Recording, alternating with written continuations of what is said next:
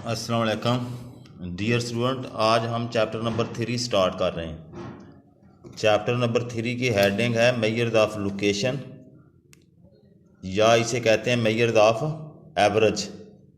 तीसरा नाम भी है इसका, इसे कहते हैं मेजर्स ऑफ सेंट्रल टेंडेंसी।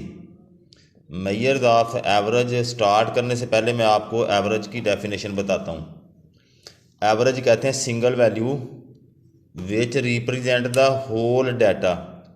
वो वैल्यू जो पूरे डाटे की नुमाइंदगी करती है उसे इज़ कॉल्ड एन एवरेज। कहता है इट इज़ मोर और less in the centre of data. ये डाटे के तकरीबन सेंटर में होती है, दरमियान में। ऐसी वैल्यू जो डाटे के सेंटर में होती है उसको एवरेज कहते हैं।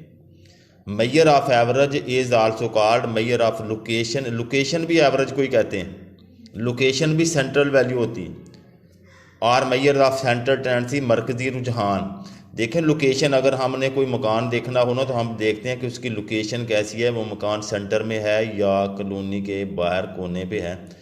अगर वो मकान सेंटर में होगा, मरकज़ में होगा, तो फिर उसकी डिमांड ज़्यादा होगी, उसकी वैल्यू ज़्यादा होगी। इस लिहाज से मेजर ऑफ एवरेज को मेजर ऑफ लोकेशन भी कहते हैं।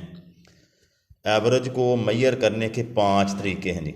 पहला है अर्थमेटिक मीन, इसको एम भी कहते हैं, एम से रिप्रेजेंट करते हैं, एक्स बार या वाई बार से भी रिप्रेजेंट कर लेते हैं। दूसरा है ज्योमेट्रिक मीन, तीसरा है हार्मोनिक मीन, चौथा है मीडियन। ये एक्स चिल्डा ऊपर अलमदा सा डालो, इसे एक्स चिल्डा कहते हैं। पांचवा मेथड है मोड। लें जी अर्थमेटिक मीन। अर्थमेटिक मीन की definition, it is calculated by dividing sum of values by their number. तमाम वैल्यू को सम करके उसके नंबर पे डिवाइड, तादाद पे डिवाइड कर दें तो अर्थमेटिक मीन हासिल होगा, औसत, हसाबी औसत। It is obtained by dividing sum of values by their number. It is calculated as, ये फॉर अनग्रुप डाटा आप यूज़ करेंगे। अनग्रुप डाटा ये सैम्पल डाटा का है।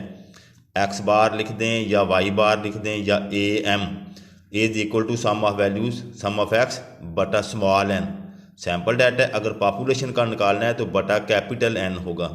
हम मोस्टली ना सैम्पल डाटा का अर्थमेटिक मीन निकालते हैं। म्यू के बारे में हम अंदाज़ा लगा लेते हैं, म्यू पैरामीटर है ना, एक्स बार स्टैटिस्टिक है, म्यू पैरामीटर।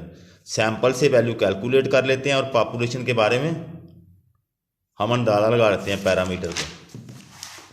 लेकिन नंबर 2 पेज पे ना फॉर ग्रुप डाटा फार्मूला लिखा हुआ है। फॉर ग्रुप डाटा फार्मूला है एक्स बार बराबर समेशन एक्स बटा समेशन एफ। आगे 2 फार्मूले लिखे हुए डेविएशन मेथड और कोडिंग मेथड से शॉर्टकट फार्मूले। एक्स बार बराबर A plus summation D over N, where D बराबर होता है एक्स माइनस ए, और ए कहते हैं किसी अज्यूम्ड वैल्यू को। नंबर 2 है कोडिंग मेथड, एक्स बार बराबर ए प्लस समेशन यू बटा एन ज़रबे एच, वेयर यू बराबर होता है एक्स माइनस ए बटा एच के। यू किसके बराबर होता है? एक्स माइनस ए बटा एच। ए आर्बिट्रेरी वैल्यू, अज्यूम्ड वैल्यू, और H interval of the class. Next topic है वेटेड मीन। ये हम उस वक्त निकालते हैं जब मुख्तलिफ कमोडिटीज़ की इंपॉर्टेंस मुख्तलिफ हो। When different commodities have different importance या डिफरेंट वेट, वेट इंपॉर्टेंस को कहते हैं।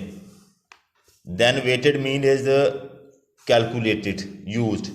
It is denoted by Y bar W and X bar W is equal to summation W X बटा समेशन डब्ल्यू। अगर Y values होंगी तो फिर Y bar W हो जाएगा, formula summation W Y W बटा समेशन डब्ल्यू हो जाएगा। आगे हैं प्रॉपर्टीज ऑफ अर्थमेटिक मीन। सबसे पहली प्रॉपर्टी अर्थमेटिक मीन की है कि ये कांस्टेंट का अर्थमेटिक मीन कांस्टेंट होता है। ये मैंने लिखा हुआ है आगे, arithmetic mean of the constant is always constant. Number 2 definition है इसकी property, sum of the deviation from mean is zero.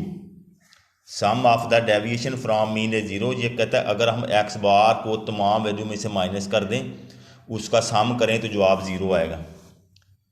अगली प्रॉपर्टी है sum of the square deviation is minimum. अगर हम डेविएशन का स्केयर लेकर सम करेंगे तो ये मिनिमम होगा। डेविएशन के स्केयर का सम मिनिमम होता। चौथी property, it is affected by the change of origin and scale. कहते हैं ओरिजिन और स्केल चेंज करने से ये अफेक्ट होता है। अगर दो ग्रुप होना तो इसका कंबाइंड मीन का फार्मूला लिख दें, n1 x bar 1 divided by जमा n1 n2 x bar 2 divided by n1 plus n2। Next बेटा इसकी मेरिट्स लिखी हुई है। मेरिट्स में ना 2-3 मेरिट्स अगर आप लिख देंगे तो काम चल जाएगा। पहली मेरिट्स है it is easy to understand and easy to calculate. इसको कैलकुलेट करना इजी है, sum of the value but N नहीं करते, और इसे कैलकुलेट करना भी easy. Number 2 it is calculated by the formula. कहता है इसकी ये बड़ी खूबी है कि ये फार्मूले से हल हो जाता है। नंबर 3 है it depends on all the values, कि ये तमाम वैल्यू पे डिपेंड करता है। It depends on all value से मुराद इसमें हम तमाम वैल्यू को जमा करते हैं, जमा करके फिर बटा n करते हैं, तो इसका मतलब इसमें तमाम वैल्यू का अफेक्ट है, ये तमाम वैल्यू पे डिपेंड। और आखिर में है it is calculated by the formula, it is capable for further treatments. कहता है इस पे ना और भी फार्मूले लग सकते हैं। आप इसमें 2 या 3 मेरिट्स लिख देंगे तो आपको नंबर मिल जाएंगे। पहला it is easy to calculate, number 2 है it is calculated by the mathematical formula. कहता है इसकी ये खूबी है कि ये फार्मूले से हल होता है। नंबर 3 ये तमाम वैल्यू पे डिपेंड करता है। Number 4 it is capable for further treatments. ये 3-4 जो है ना मेरिट्स, ये नीचे वाले 2-3-4, ये आगे हार्मोनिक मीन की भी यही होनी है, ज्योमेट्रिक मीन ये कॉमन लिखी है मैंने। डी मेरिट्स भी कॉमन लिख रहा हूँ। It is affected by the extreme value. अगर डाटे में कोई एक्सट्रीम वैल्यू आ गई, अगर डाटे में कोई एक्सट्रीम वैल्यू आ गई तो ये अफेक्ट हो जाएगा। Arithmetic mean is not suitable, इतना अच्छा नहीं है जितने, फिर इसकी जगह पे कोई और एवरेज इस्तेमाल करेंगे। नेक्स्ट है ये it can not calculated for open and data. अगर कोई डाटा ओपन एंड हो, ओपन एंड से मुराद है अगर किसी क्लास में पहली क्लास की लोअर लिमिट ना दी हो और आखिरी क्लास की अपर लिमिट ना दी हो तो उसे कहते हैं ओपन एंड क्लासेज में ये मुमकिन नहीं है। अब इसकी आगे मैंने 2 एग्जाम्पलें दी हुई हैं। पहली example for ungroup data. Ungroup data में सिर्फ वैल्यूज दी होती हैं 10, 15, 12, 18, 20, ये बच्चों के नंबर फर्ज कर लेता हूँ।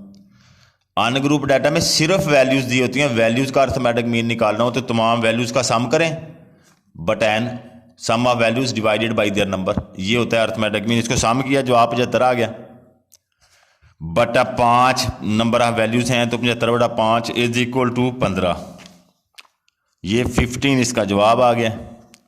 15 फर्क है, ये एवरेज नंबर है। नेक्स्ट है जी calculate arithmetic mean for group data. Group data में ना एक तरफ क्लासें दी होती हैं, आगे फ्रीक्वेंसी। क्लासें और फ्रीक्वेंसी 2 चीज़ें दी हुई ना, उसे कहते हैं ग्रुप डाटा। अब ये देखें, ये क्लास लिमिट दी हुई है 86 से 90, 91 से 95, 96 से 100, 101 से 105, 106 से 110, 111 से 115। ये क्लास लिमिट, आगे फ्रीक्वेंसी लिख लें 6, 4, 10, 6, 3, 1, ये इसका सम हो गया 30। अब ग्रुप डाटा का फार्मूला है अर्थमेटिक मीन का समेशन एफ वाई बटा summation F, summation F Y बटा समेशन एफ। अब हम इसके लिए वाई का कॉलम निकालेंगे, कैसे बटा, ये लोअर लिमिट जमा upper limit. Class limit C L से मुराद क्लास लिमिट है।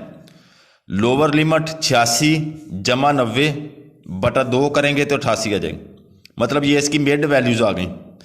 मिड वैल्यू निकालने के बाद आप ऐसे करेंगे, वाई को एफ से ज़रब देंगे, एफ ज़रब वाई, एफ वाई का कॉलम निकाल लेंगे। देखो 88 ज़रब 6 आ गया 528, 93 ज़रब 4 आ गया 372, 98 ज़रब 10 आ गया 980। अब एफ वाई को सम करेंगे तो आ जाएगा 2935, डिवाइडेड बाई समेशन एफ करेंगे तो ये 30, ये आगे फार्मूला लिखा हुआ है। Arithmetic mean is equal to summation F Y बटा समेशन एफ, ये आ गया जी 97.8, 97.8 ये अर्थमेटिक मीन है। इसके हिसाब से यूनिट ऑफ मेजरमेंट लग सकती है। बेटा अर्थमेटिक मीन हमारा हो गया कंप्लीट। इसमें कोई प्रॉब्लम हो तो पूछ सकते हैं। अब नेक्स्ट हम इंशाल्लाह कल को ज्योमेट्रिक मीन पढ़ेंगे। अल्लाह हाफिज़, अल्लाह खुश रखे।